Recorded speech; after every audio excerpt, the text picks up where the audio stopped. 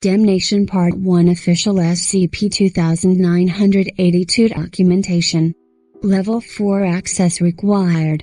Date, February 17, 2015 From, Site Director David Rulebreaker 2, Subset 23 Delta K6 Chief Security Officer Frank Conagra CC, Site 23 Affiliated Field Operations Controller Sandra Chaperone Subject, Alexander Lazarus Frank Some bad news. Chief Global Suppression Manager Alexander Lazarus will be joining us on February 19, 2015 for 2 days. Be careful. He is both absolutely loyal to the Foundation and entirely dispassionate towards the humanity it protects. He is to be given unhindered, solo access to both SCP-2982 and SCP-2982-02, the former Agent Paris. Yes, I know. I'll send you the full approval documentation tomorrow. Orders come from the O5 Council. They're very skittish about what she knows and what might get out. Redacted, SD David Rulebreaker. On February 19, 2015, at the insistence of CGSM Lazarus, all testing on SCP-2982 was discontinued, and further testing, research or evaluation was prohibited. On February 23, 2015, Site Director Rulebreaker committed suicide. An encrypted email sent from his personal account to the Foundation SCO work email account redacted, "Thank you for the breach report.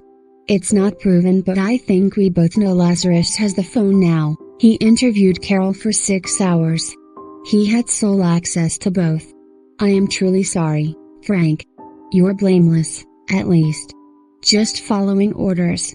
Under the circumstances I won't bother with an official response." Redacted.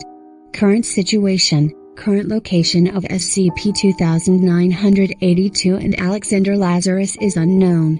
Locating same is of paramount importance and Operation Blank Check is in place to facilitate this.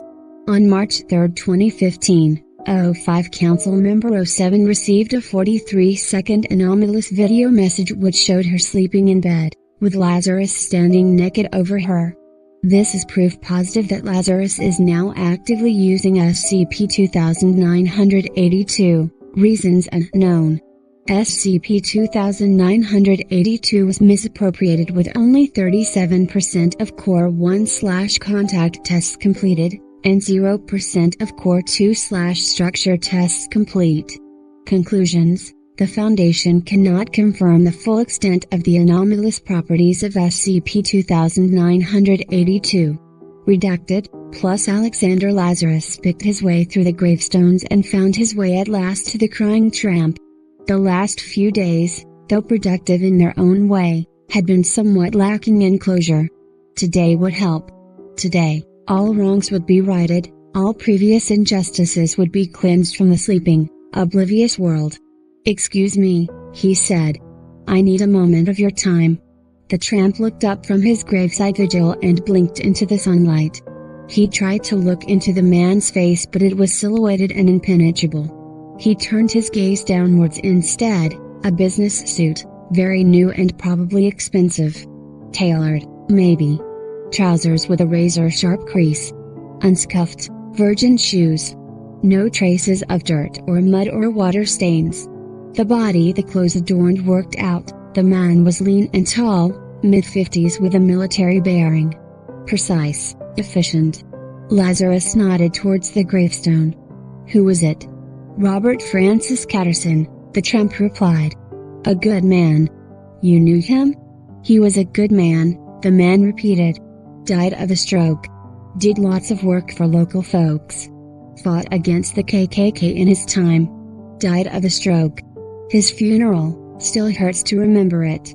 79 years old. Grandchildren were distraught." "You knew him?" "You were at the funeral." The man nodded at last. "He was a good friend." Lazarus squatted down on his haunches and studied the gravestone.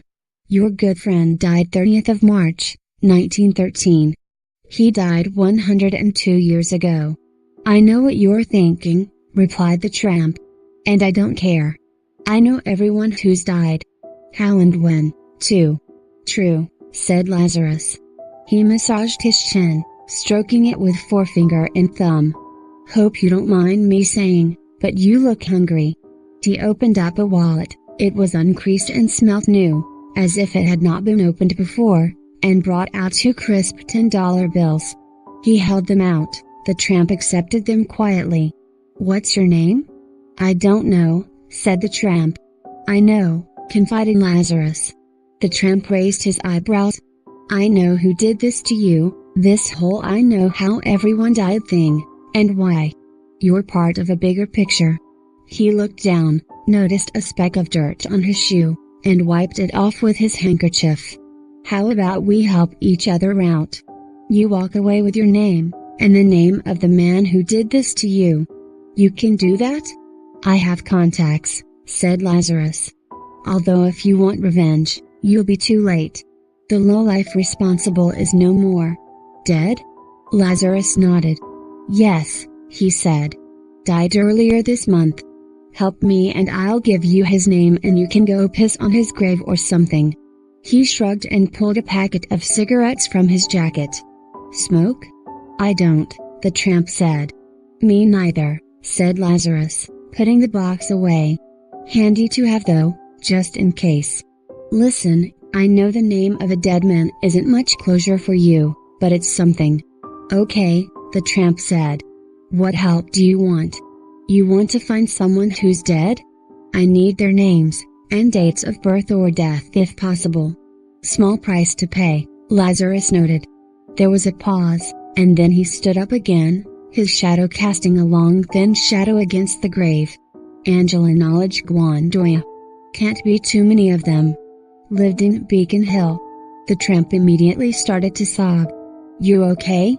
She was so little, said the tramp. She was such a beautiful little thing, he said. Why is there such evil in the world? To balance out the good, otherwise it's all gray. Lazarus handed the tramp a tissue. Come on, don't cry. You have the chance to make everything alright. Do you know where she's buried? The tramp nodded through tears and wiped his nose on his hand. Small place in the outskirts of town, he said. Quiet place. Here. Lazarus offered his hand to the tramp and helped him up. I'll drive. Show me. Damnation Part 2. They stood, perspiring in the sullen March sunshine, over the relatively fresh grave of Angela Knowledge Gwandoya. Bigger than I expected, said the tramp. I believe there's a reason for that, said Lazarus. Still, she's in heaven now. The two reflected in silence. Lazarus glanced around. They had not been followed, and the cemetery was empty. The tramp turned to him suddenly. Why are we here? He asked. Long story. I'm not really here for the girl. I'm here for her mother. Final respects, so to speak. So why not just ask me for her mother? Good question. Wouldn't work, said Lazarus. Her final resting place is unmarked. My organization has the location, but I can't access it, can't even Google it, without all kinds of flags and alerts getting raised. I'm pushing the envelope of good fortune just being here talking to you, truth be told. I'm currently undergoing a transitional period of strategic realignment and allegiance reprioritization, you might say. Doesn't make sense, said the tramp. And how do you know it wouldn't work? Trust me, said Lazarus. I've done my homework. There's a file on you. You can remember the death of everyone who ever lived. You even know where they're buried, but only if their final resting place is known to the authorities. He handed the tramp another tissue. He had started crying again. Before you were like this, someone you loved disappeared. You obsessed about it. Pissed a certain man off with your constant depression, so he did this to you as punishment. Thought it would be amusing if you knew every single death except the one that mattered to you the most. Thought it would be funny if you couldn't remember a single thing about your own life, but knew everything about the dead. The fact that you informed on his somewhat shady business ventures certainly didn't help. Lazarus looked at the tramp. I apologize if that hurts, he offered. Thought you at least deserved some insight into your condition. Guy that did this, did the same thing to a lot of innocent folk. Enjoyed hurting them. People think I'm dispassionate, but I've come to realize there's no point sugarcoating shit. The tramp didn't answer. Lazarus continued. The organization I worked for, face unimaginable horrors every day. Have to do horrible things in the name of humanity. So when they can, they perform tiny acts of kindness. He paused to wipe the sweat from his brow. This little girl buried here, she was raped and murdered by a freak by the name of Aiden Brown. Broke the mother's heart, she never really recovered. So when the mother died, they broke from procedure a little. Took her for tests, yes, then disposed of her, yes, even made an empty grave for her with her name so everything was squared with the authorities. But I think they secretly buried her with her daughter here, so they would be together again at last. Jesus, said the tramp. Lazarus continued. Mother died in a car accident on the 3rd of this month. He caught the tramp's quizzical expression. They were fleeing the police, he explained. Driver, man by the name of Jeff Mancini, lost control and drove off a bridge straight into the San Antonio River. Drowned. Her and Mancini both. Think Aiden Brown was in the car too, but he's never been found. Listen. I promised you the name of the man who made you the way you are. But I need one more bit of information from you. I need to know exactly how Helen Wandoya died. Was it an accident or did that pedophile bastard Aiden Brown kill her too? It wasn't an accident, said the tramp. It was murder. Murder? Lazarus turned back to the other man. Do you know what happened? It's confused. But it was murder. Premeditated, definitely. Like you say, car crash. Helen Wandoya in the front with Mancini. Halfway over the bridge, something in the back seat. Like a lobster but man-sized, pulls a taser on the driver. He loses control. They go into the river. Helen Wandoya drowns, she can't open the doors. Then, by way of explanation, she had poorly hands. Postnatal phacomelia, Lazarus said. He saw the tramp's blank expression. Thalidomide impaired is a PC term, like those babies in the 60s and 70s. I've read a lot of medical dictionaries since this business started. Mancini died too, the tramp said. The locks had been tampered with, even if he hadn't been zapped. Sorry, no offense. And the lobster man? The tramp shrugged. Got out. Didn't drown. Goddamn bastard could breathe underwater, said Lazarus. So Aiden Brown just swam away like the fucking freak he is and left them to die. He must have planned it like that from day one. The tramp chewed his upper lip and thought. Lazarus turned away from him and scanned the cemetery for mourners or ground workers. There were none. He said, wish I could find that evil son of a bitch. The tramp rolled his eyes, then nodded. Guy was a fucking pedophile? Shit. Good riddance. Anyhow, you're too late. Looks like neither of us get closure today. What do you mean? He's dead. Drowned. Lazarus wheeled around. In the car crash? You don't think he got out? The tramp sucked the corner of his top lip into his mouth. No. Aiden Brown drowned in a toilet, he said. Jammed face down in a toilet. You're getting confused, said Lazarus. He looked around again. I ain't confused, said the tramp. And he died before the car crash. He drowned in a toilet. Where? In an apartment. Beacon Hill. Whose apartment? Guy called Harold Augustus Maine. Harold Maine's dead. He's the one who drowned in the toilet. The tramp shook his head. No, he said. He isn't dead. Lazarus looked long into the other man's eyes. You're very informative, he said. Thank you. No, said Lazarus. That isn't a good thing. You can't help but tell the truth, can you? A man has to eat, said the tramp. Lazarus nodded silently in agreement. A man has to eat, he sighed. He brought out a small black and white photograph, folded over. He unfurled it and held it up to the tramp.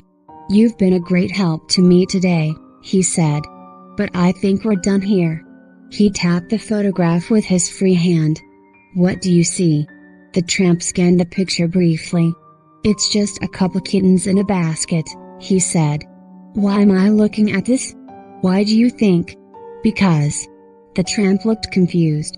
"The kittens are me. They're me. I never knew. They're in the shadows. Crusting over." The tramp shook his head. "Eyes like buttons." Lazarus grunted. "What's the photo of now?" "A burning wish." The tramp was struggling to come up with the words. "Given another cloud." "Sit down," Lazarus ordered, putting the photograph away, careful not to look at it. The tramp obeyed sluggishly, as if even this was a task that was rapidly overtaking his ability to perform it. Lazarus guided the man downwards until he was almost prone. "They'll come for you. They've already done it once, but you don't remember. Don't believe me?" He brushed off the tramp's finger marks from his suit with a silk handkerchief. "Orange, black, black, yellow, titanium, blue, yellow, yellow, vilifier 78 Ferdinand." The tramp's eyes widened with lucidity. "Jesus," he gasped. "Charcoal school. Grown up. See? You remember. The Foundation will come for you and they'll ask you the self-same questions I just did and you'll fucking tell them everything. Can't have that, Carl." "Carl? Your name's Carl Fiery. Can't have you informing on me twice in one fucking lifetime." "Feudal shop," the tramp slurred. "Maria." Lazarus took something else from his pocket, a small, black cell phone. He swiped the touchscreen and typed for maybe 5 minutes, no longer concerned about the tramp slouched against a gravestone behind him. He turned his head back and said, "Even if I didn't know where she was buried, if I knew where her kid was buried, that would be enough. Knew you'd come through like the blabbermouth you are." "Drains," whispered the tramp. A trickle of blood emerged from his nostrils. It smelled of fish and bleach. "Drains underwater, breathing with music. Customer facing." Lazarus squatted down and touched the grass covering the grave tenderly. "I was wrong to give you a choice," he mused softly. "I know where I went wrong. Won't make that mistake this time. Willing slave. We have such a future ahead of us." Behind him, the tramp tried to get up but failed, his arms and legs no longer submissive to his will. "Tape measure," he said. He was aware that his mouth was filling up with spit. He had forgotten he needed to swallow. "Bottle lift. Bottle entry. Time out." "Hush now," said Lazarus. "Show some respect." The tramp gurgled through the phlegm but became quiet almost immediately. His hands clutched lumps of soil. Lazarus dismissed him with a wave. "It's been a long road," he said. "Come a long way. Still, we're here now. Nearly at the end, nearly at the end." He put the phone back in his pocket. "People always said I was dumb," he said. "Lacked ambition, lacked imagination. Well, where the fuck are they?" The tramp was twitching, his skin mottling and darkening, his limbs twisting in on themselves. "You know, I hope this works," Lazarus said. "Otherwise I get to look real stupid." He turned to the tramp again. "You just lie there and don't try to fight it. You were going to die anyway. Now you get a chance to live on. In a way." The tramp was losing consciousness, his exposed flesh bruising like overripe fruit. "I'm sorry for the deceit," said Lazarus. "But you need to be close to each other. Otherwise, believe me, I would never risk this." He straightened the tramp's arms and legs and tipped his head back so that he could breathe more easily. "There might be better ways of doing this, but I'll stick with what I know. Anyhow, I don't have all day to dig."